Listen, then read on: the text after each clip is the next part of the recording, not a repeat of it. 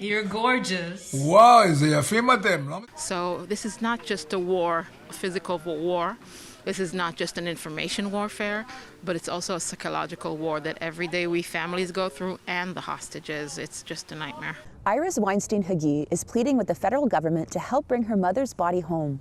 The last Canadian hostage held by Hamas. She was killed on October 7th, along with Iris's father, when Hamas attacked Nir Oz in southern Israel. Iris was in Montreal on Sunday. My mom was in Toronto and she wanted to travel to Greece.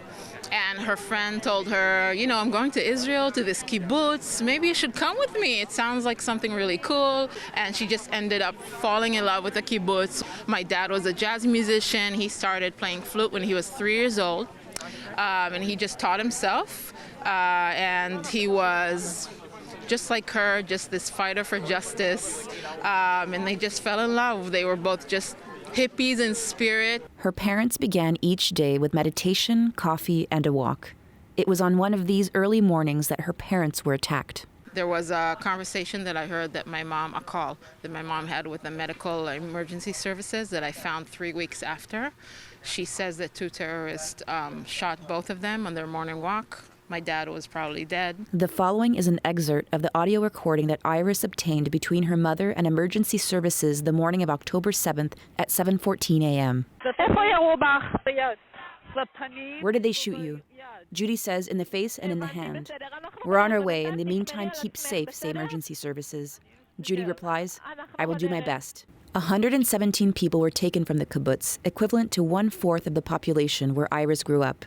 It would take 83 days before she got any news about her parents. The deal happened. She didn't come out. Every day I would wait for a list that Hamas would release. Every day her name wasn't on the list. It was the most horrific time, really. She says that her life has been on pause since then, and that of her family's, like her 8-year-old daughter just wanting to understand what happened to her grandparents. My daughter needs to kind of understand, okay, they're killed, but how come can I go to their grave still a year later? So it's very tough for her, you know, the questions she asks me, no child should have to ask and no parent should have to answer. Just horrific reality. She met with Prime Minister Justin Trudeau again on this trip. Her goal was to make sure that Judi Weinstein Haggai's name is known Canada-wide. She's also launched multiple lawsuits. In the United States, there are indictments against the perpetrators of the victims of October 7th. In Canada, there's not even an open investigation. Nothing. So it's mostly about holding the ones accountable, making sure they don't get the fundings from organizations that are operating here in Canada. These are people from my community who believed in a 2-state solution, who believed in peace with the other side. They chose to live a mile from Gaza for a reason. And these are the people held right now in Gaza for over a year. Her mother wrote a daily haiku. She was a poet. She wrote a haiku every morning. And she was all about mindfulness. Her and my dad were just a symbol for unity, and they're very missed. In Montreal, Erin Seize, City News.